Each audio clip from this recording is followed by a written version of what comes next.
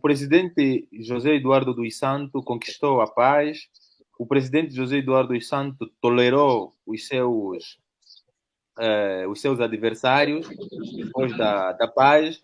O presidente João Lourenço, José Eduardo dos Santos, deixou-nos as suas heranças, e uma das grandes heranças são duas marcantes, aqui como já fiz referência, temos a política José dos Santos, sua filha, temos a Isabel dos Santos, e também como parte do legado do pacote, faz parte do pacote, deixou-nos o presidente João Lourenço no comando. E o único pedido dele que ele fez é que, depois da sua morte, ele queria ser considerado como um patriota. Depois de abandonar o poder, sempre queria ser considerado como um patriota. Na qualidade de africano, considera um patriota, de acordo com essas notas que eu fiz aqui, a introdução, doutor Venâncio, e desse legado que ele deixou-nos?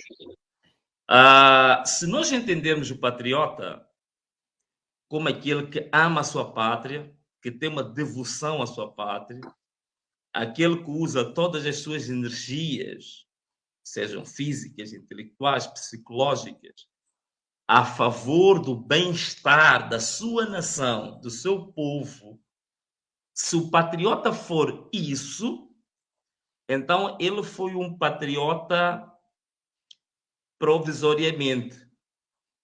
Mas no fim da sua carreira, gostei muito da definição e da abordagem do Frei Joaquim, que diz que o que conta no nosso percurso social, no nosso percurso de vida, é justamente a fase derradeira da nossa vida. Como estou a falar com ele, que é uma pessoa de fé, há uma coisa que no cristianismo, por exemplo, é basilar. Eu posso comportar-me muito bem como um bom cristão durante 99 anos e comportar-me mal no último ano e ir ao inferno. Portanto, contou-se o ponto de vista da salvação, foi o último ano da minha existência antes da salvação, ou antes da morte. Então, é a mesma coisa. Quer dizer, o que Eduardo dos Santos foi, eu disse muito bem, antes da independência e depois da independência, ele teve méritos, sobretudo o equilibrismo dele em tentar reconciliar fações, mas dentro do partido MPLA. Eu acho que ele, se calhar, tenha mais mérito, mérito no seio do seu partido do que o mérito para a nação.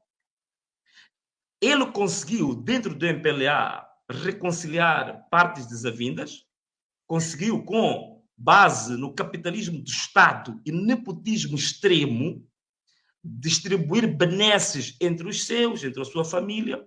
Isso ele conseguiu fazê-lo. Conseguiu passar o testemunho ao João Lourenço. Atenção, a palavra que está a usar o Macongo diz, ele deixou-nos, o presidente João Lourenço, ele não nos deixou. Ele deixou João Lourenço para o MPLA. Então, tem que se distinguir isso. Então, do o ponto de vista da nação angolana, ele teve oportunidade, no período do ouro da economia angolana, em que a economia angolana estava a crescer a 14% ano, quando o produto interno bruto, em menos de 10 anos, passou de 12 bilhões de dólares para 125 bilhões de dólares, ter usado o período florescente da economia angolana para deixar alguns dos dados que posso dizer aqui. Por exemplo, o que é hoje Angola em termos de desenvolvimento humano? O que Angola tem hoje para apresentar em termos de educação? O que Angola tem hoje a apresentar em termos de cuidados básicos de saúde? O que Angola hoje tem a apresentar em termos de proteção social? O que Angola hoje tem a apresentar em matéria de mesmo educação ao mais alto nível, isto é, educação superior, investigação? O que Angola tem hoje a apresentar em termos de agricultura? O que Angola tem hoje a apresentar em termos, por exemplo, da diversificação da economia angolana? A economia angolana até hoje não conseguiu, digamos, restabelecer-se depois do choque que aconteceu em 2012 com a crise do petróleo a nível internacional. Até hoje, Angola não conseguiu se refazer disso. É esta Angola que eu acho que é a Angola real, que é a Angola que as pessoas sentem na pele, é a Angola que, se nós formos a fotografá-la, é esta que existe. É esta Angola que ele deixa hoje. Não é a Angola histórica, não é a Angola simbólica, é a Angola real, que é a Angola do dia a dia que as pessoas sentem hoje. É esta Angola onde, por exemplo, o José Eduardo dos Santos colocou o seu filho no Fundo Soberano e ainda houve a grande polêmica da transferência dos 500 milhões de dólares para o exterior e que ele, junto às autoridades judiciárias de Angola, reconheceu que ele é que deu ordens ao Banco Nacional de Angola para fazer essa transferência. É esta Angola, por exemplo, que José Eduardo dos Santos, eu não concordo quando se diz que ele pode ser desculpado pelo fato que haja mérito em ele ter dito que dava o seu apoio político, moral, incondicional a Adalberto Costa Júnior, como se isso fosse... Isso não é meritório. Isso é resultado daquilo que ele sempre foi hábil. Há uma revista, penso que é o Público, que considerou José Eduardo dos Santos como o maior sobrevivente político de Angola. Então, é a estratégia da sua sobrevivência política. Neste momento, ele colocou na balança a intensidade, a dimensão do conflito que ele tinha com o MPLA e João Lourenço e o que ele poderia fazer em contrapeso a isso. E o maior contrapeso que ele encontrou foi justamente apoiar o maior adversário político do MPLA. Portanto, é uma estratégia simplesmente de sobrevivência política dele, não mais do que um mérito genuíno. Não é?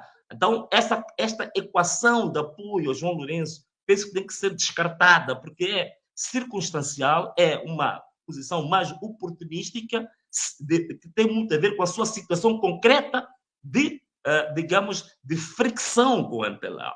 Portanto, resumindo, respondendo à sua pergunta, eu posso dizer, mediante este critério que estamos aqui a usar, que o que conta é a fase derradeira do homem.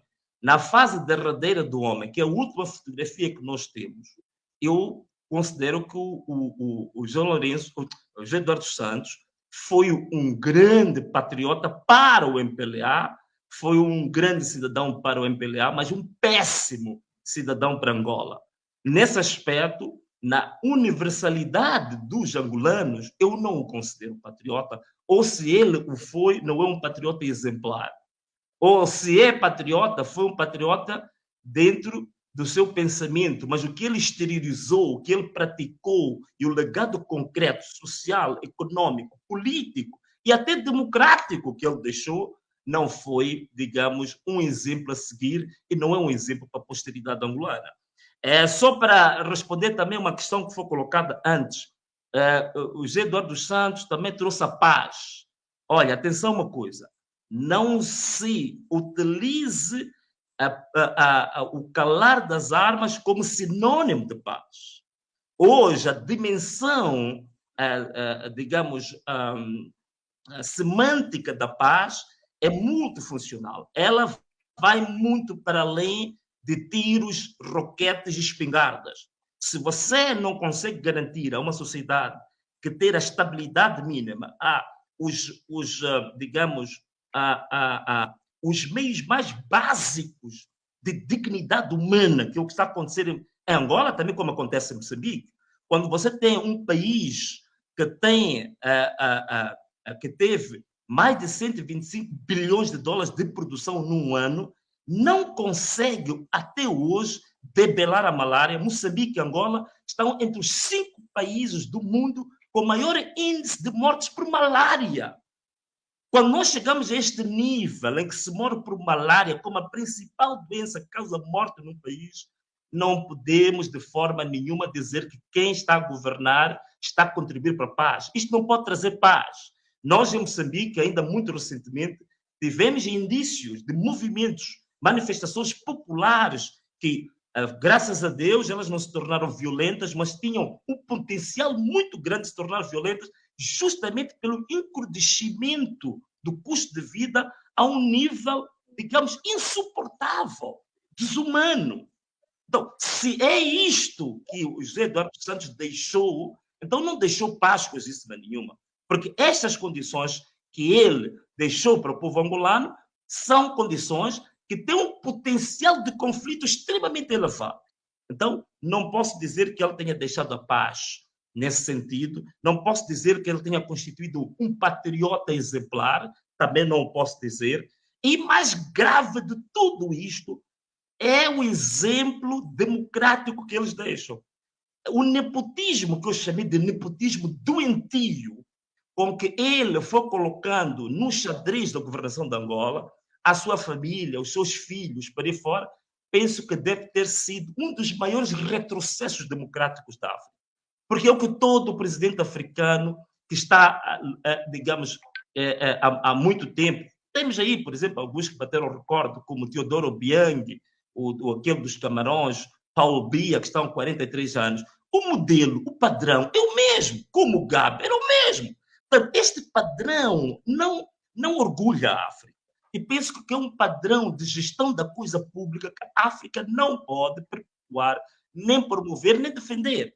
E isto, para mim, foi talvez um dos sinais mais negativos e mais tristes que o José Eduardo Santos deixou para Angola e para a África. Muito obrigado.